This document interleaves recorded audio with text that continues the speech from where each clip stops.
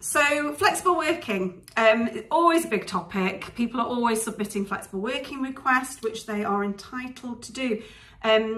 You should be aware that they have to have been with you not 26 weeks now. They're entitled to apply from day one.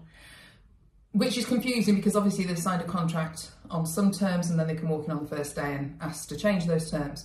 However, the biggest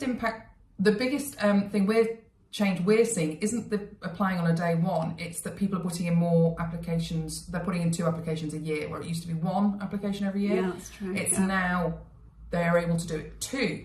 Now, we always advise allowing a trial period. So yes, you can reject flexible working applications, but we always advise doing that after a trial period of around 3 months, depending on what they're asking for.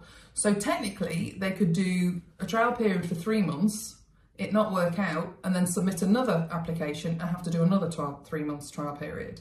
And that's the biggest change we're seeing, and the thing that we're finding our clients having to deal with the most. Don't just say, no, sorry, we can't do it. You need to look at the request fairly and follow the ACAS Code of Practice on Flexible Working Requests. The employees are required to put it in writing. Our clients have an application form, so it's just easy for both the employee and employer to get the information that they need to know. For example, the date of any previous flexible working requests, whether it relates to something covered by the discrimination law under the Equality Act. But we always recommend, even if you're going to, you're going to reject it, or in fact, it's more important if you think you're going to reject it, to have a meeting so that they have had the opportunity to explain how they see that working, and that would be considered one of the steps to show that you've considered it fairly. That's it, isn't it?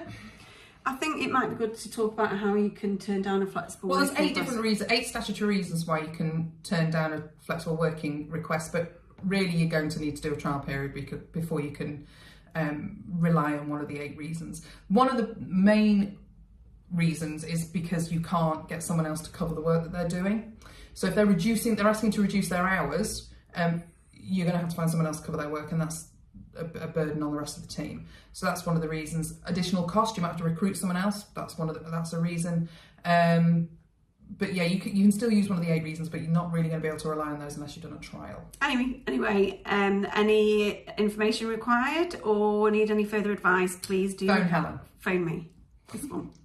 Smiley one. Okay.